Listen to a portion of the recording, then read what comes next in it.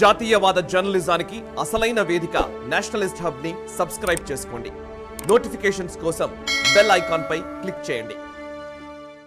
ఖలిస్తానీ ఉగ్రవాది హర్దీప్ సింగ్ నిజ్జర్ హత్యలో భారత్ ప్రమేయంపై కెనడా ప్రధాని జస్టిన్ ట్రూడో ఆరోపణల గురించి తెలిసిందే. తన వాదనతో భారత్ను ఇరుకునబెట్టే ప్రయత్నం చేశారు. ఈ అంశంలో మరింత ఒత్తిడి తెచ్చేందుకు 5 ఐస్ దేశాలైన బ్రిటన్, యుఎస్, ఆస్ట్రేలియా, న్యూజిలాండ్ మద్దతు కోరి భంగపడ్డారు. నిజానికి ఆ దేశంలోని ఖలిస్తానీ అనుకూల జనాభా మెప్పు పొందేందుకు నిజ్జర్ హత్యోదంతాన్ని వాడుకునే ప్రయత్నించాడు ట్రూడో. కానీ భారత్ లాంటి బలమైన దేశంపై చేసిన ఆరోపణలను నిరూపించలేక అంతర్జాతీయ సమాజంలో ఒంటరి అయ్యాడు. భారత్తో దౌత్య సంబంధాల్లో చీలిక ఏర్పడింది. మరోవైపు ఆ దేశ రాయబారులను కూడా వెనక్కి రప్పించుకోవాల్సిన పరిస్థితి. మొత్తానికి సొంత దేశంలోనూ ఆదరణ కోల్పోయి రెండింటికి జడ్డ రేవడిలా తయారయ్యాడు. అయితే భారత్ను తక్కువ అంచనా వేసిన ట్రూడో తన రాజకీయ ప్రయోజనాల కోసం బురద జల్లాడు. ఆ మరకల్ని వదిలించుకోలేదు అని భావించాడు. కానీ జరిగింది వేరు. ఇంతకీ ఈ ఆరోపణల నుంచి భారత్ ఎలా బయటపడింది? దీని వెనక కేంద్రం అనుసరించిన వ్యూహం ఉన్నప్పటికీ అంతకు మించి పనిచేసిన శక్తి ఏమిటి? పవర్ఫుల్ లీడర్గా పేరొందిన జస్టిన్ ట్రూడోను కామెడీ పీస్గా మార్చేసిన ఘనత ఎవరిది? భారత్లో ఈ కొత్త మార్పునకు కారణం ఎవరు? అగ్రదేశాలు భారత్పై చేసే దుష్ప్రచారాన్ని సమర్థవంతంగా తిప్పికొట్టిన దాఖలాలు గతంలో అరుదు. ఎందుకంటే 140 కోట్ల భారతదేశంలో ప్రజాస్వామ్యం ఎక్కువ. లిబరల్ పాలసీలను అనుసరించే ప్రభుత్వాలే అధికారంలో ఉంటూ వచ్చాయి. లౌకికవాదం ముసుగులో ప్రజలను విభజించి పాలించడమే రాజ్యమేలింది. రాష్ట్రాలను, కమ్యూనిటీలను బట్టి పథకాలను అందిస్తూ సమైక్యతా స్ఫూర్తిని నింపడంలో ప్రభుత్వాలు విఫలమయ్యాయి. గతంలో అధికారం అనుభవించిన జాతీయ పార్టీకి కావాల్సింది ఇదే కాగా అది ఒక దేశంగా స్ట్రాంగ్గా నిలబడడంలో సమస్యలు సృష్టించింది.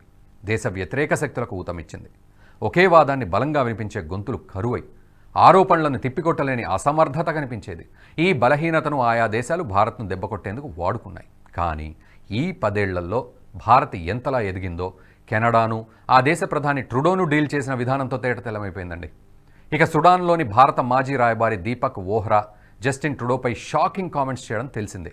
ఆయన ఖలిస్తానీలకు మద్దతిస్తున్నారని, G20 సదస్సు కోసం ఇండియాకు వచ్చినప్పుడు ట్రూడో విమానం నిండా కొకైన్ ఉందన్నారు.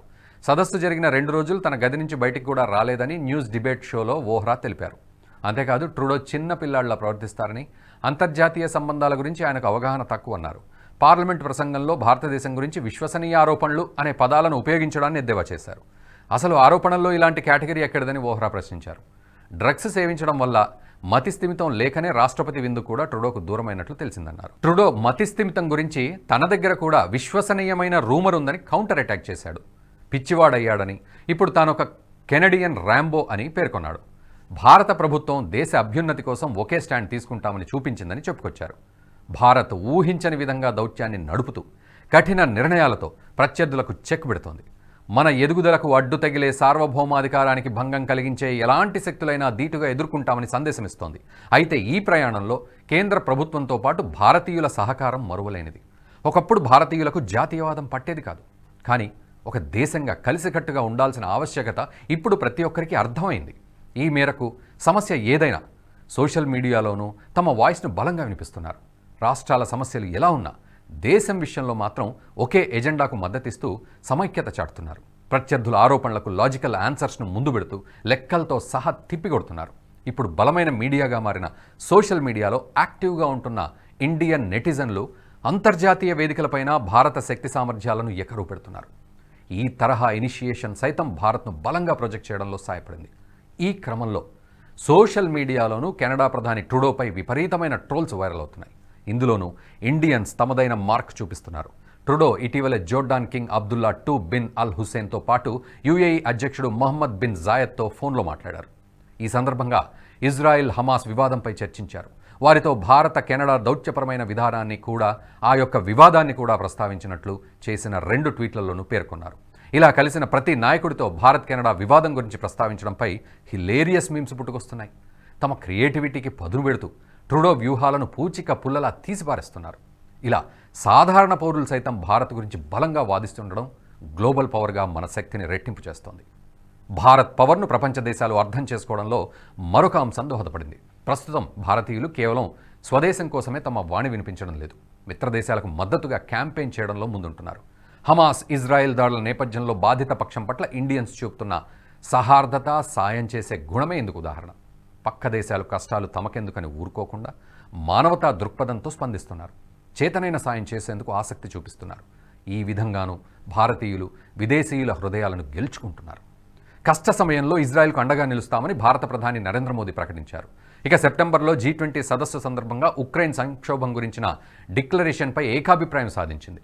ఆఫ్రికన్ యూనియన్కు G20 సభ్య దేశాల్లో స్థానం కల్పించేందుకు కృషి చేసి విశ్వమిత్రగా అవతరించింది. మొత్తానికి మెరుగైన దౌత్యంతో బలమైన దేశంగా అవతరించింది.